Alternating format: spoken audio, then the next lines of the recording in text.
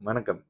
நமக்கு எண்கணி ஞானத்தையும், வேத ஜோதிட ஞானத்தையும், ஆன்மீக ஞானத்தையும் வழங்கிய அனைத்து குருமார்களுக்கும் நன்றி என்றதே வேளையில் இது ஒரு ஜோதிட விளக்க வீடியோ விருப்பம் உள்ளவர்கள் தொடர்ந்து பார்க்கலாம். ஆ ஒரு கேள்வி. ப்ரோ, 6ல் ராகு, 12ல் கேது இருந்தால் என்ன பலன்? கொஞ்சம் எக்ஸ்பிளைன் பண்ணுங்க. 2 வார்த்தையில இப்படி கேட்டுருவீங்க. அந்த ராகுவ சனி பார்க்குறாரா? அந்த கேதுவ குரு பார்க்குறாரா? அந்த கேது சுக்கிரனோட சேர்ந்து இருக்கிறாரா? இந்த மாதிரி பல விஷயம் இருக்கு. ஒரே வார்த்தையெல்லாம் பதில் சொல்ல முடியாதுங்க. ஓகேங்களா? சரி. இயல்பாக ராகு, கேதுக்கள் எங்க இருக்கலாம் அப்படின்னு பார்த்தீங்கன்னா, 3, 6, 12, 11 இந்த பாவகங்கள்ல இருக்கும் பொழுது ராகு, கேதுக்கள் அவர்களுக்கு நல்லது. அதாவது அவங்களுக்கு நல்லது அப்படின்னா, அந்த ஜாதகருக்கு நல்லதுன்னு வச்சுக்கோங்களேன்.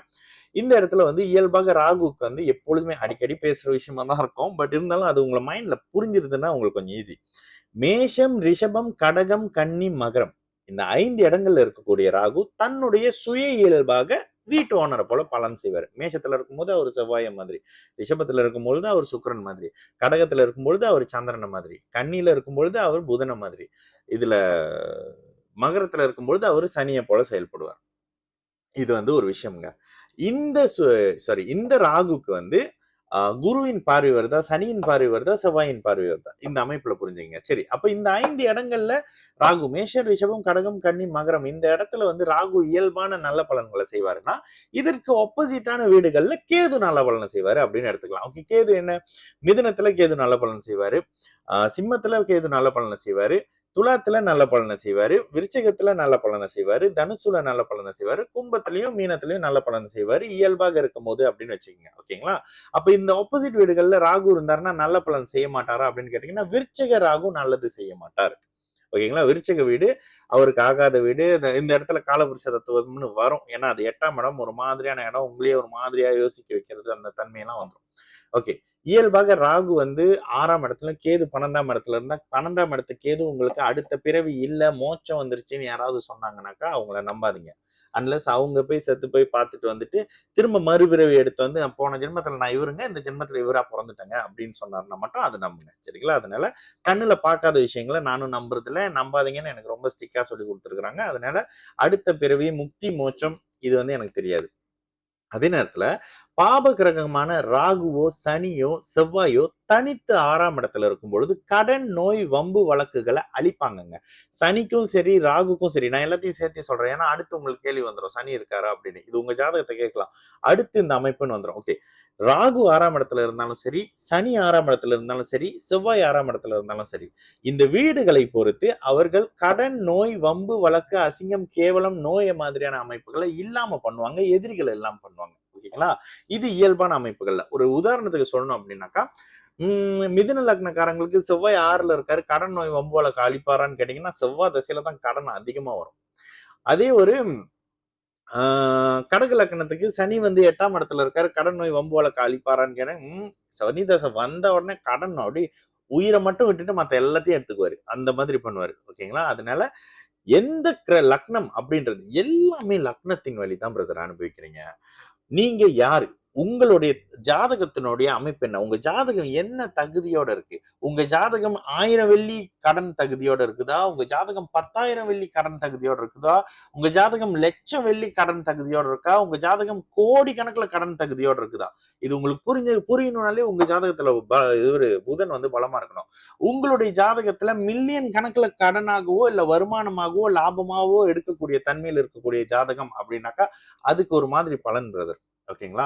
அதே வந்து உங்களுக்கு 1000 வெள்ளிய பெரிய பணமா இருக்கு அப்படின்ற மாதிரினா, உங்களுடைய லக்னம், லக்னாதிபதி பலவீனமா இருக்கிறாங்கன்னு அர்த்தம். ஒருத்தர் கோடி கணக்குல எப்படி சம்பாதிக்கிறாரு? எலோன் மஸ்க் எப்படி கோடி கணக்குல சம்பாதிக்கிறாரு? அவருடைய லக்னம், லக்னாதிபதி சந்திரனை பாருங்க, ஒளியா தான் இருப்பாங்க. அவர் ஜாதகம் எனக்கு தெரியாது.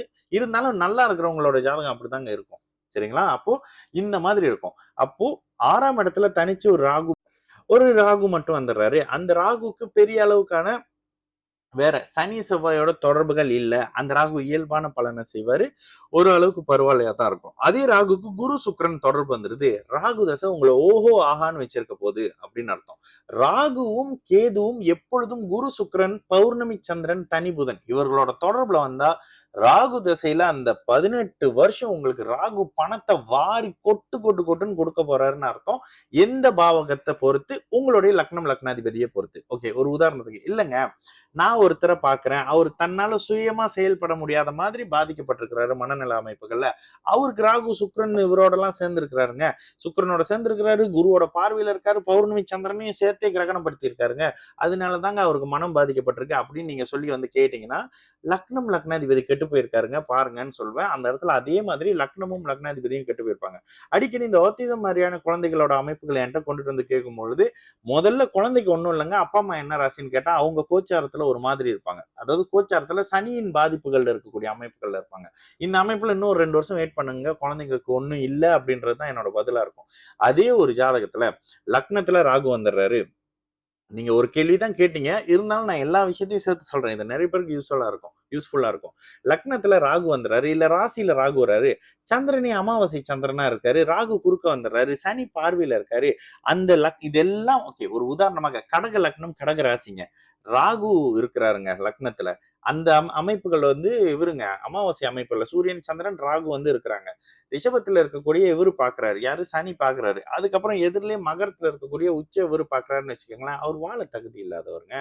இந்த இடத்துல வந்து ஆட்சியான கிரகம் அந்த பலன் செய்யும். லக்னாதிபதி லக்னத்துல சுத்தமா செயல்பட முடியாம இருப்பாரு. நீங்க அந்த மாதிரி நபர்களுடைய ஜாதகத்தை வாங்கி செக் பண்ணி பாருங்க. துல்லியமா இருக்கும். இந்த அமைப்புகள்ல தான் பலன்கள் இருக்குங்க. ராகுவும் கேதுவும் வெறும் 2 கிரகம் இங்க இருக்குன்னு சொல்லி யாராவது பலன் சொன்னா அந்த மாதிரி விஷயம் இல்லை. என்கிட்ட யாராவது கேட்டாங்கன்னா நீங்க என்ன லக்னம், இந்த மாதிரி பொதுவா வெளியில யாராவது கேட்டாங்கன்னா நீங்க என்ன லக்னம், ராகு எங்க இருக்காரு, ராகு எங்க பாக்குறாரு, ராகுவை யார் தொடர்பு கொள்றாங்கன்னு கேட்டா அதோட ஜெயமாயிருவாங்க. அதெல்லாம் பார்த்துட்டு தாங்க சொல்ல முடியும்னு சொல்லி அப்படியே கட் பண்ணிட்டு போயிட்டு இருப்பேன். அந்த மாதிரியான விஷயம். அப்போ இயல்பாக ராகு கேது இங்க இருந்தா நல்லது அப்படின்னாலும் நிறைய விதிவிலக்குகள் இருக்கு பிரதர். சுபரோட தொடர்புல இருக்கக்கூடிய ராகு கேதுகள் நல்ல பலனையும், சனி செவ்வாய் மாதிரியான பாப கிரகங்களோட அமைப்புகள்ல இருக்கிறவங்க ஒரு மாதிரி கெடுதலான பலன்களையும், ஒரு மாதிரியான தன்மைகளையும், தோல் சார்ந்த அமைப்புகள்ல நோய் கொடுக்கறது இதெல்லாம் இந்த ராகு கேதுகள் பண்ற விஷயம் தாங்க. இந்த தன்மை தான் இந்த இடத்துல உண்மையாகவே ராகு திசை ஒரு மாதிரி பாம்புத்துவ அமைப்புகள் நடந்துகிட்டு இருந்தா பாம்பு துரத்துறது, பாம்பு வர்றது, அடிக்கடி பாம்புகளை பாக்குறது, இந்த மாதிரியான விஷயம்லாம் நடந்துகிட்டு இருக்கும். ஓகேங்களா? இதுதான் பிரதர் நீங்க கேட்ட கேள்விக்கான விளக்கம். எனக்கு தெரிஞ்ச மொத்த விஷயத்தையும் உங்ககிட்ட சொல்லியிருக்கேன்னு நினைக்கிறேன். சரிங்களா? நல்லது நடக்கும். எல்லோரும் நல்லா இருப்போம். வணக்கம்.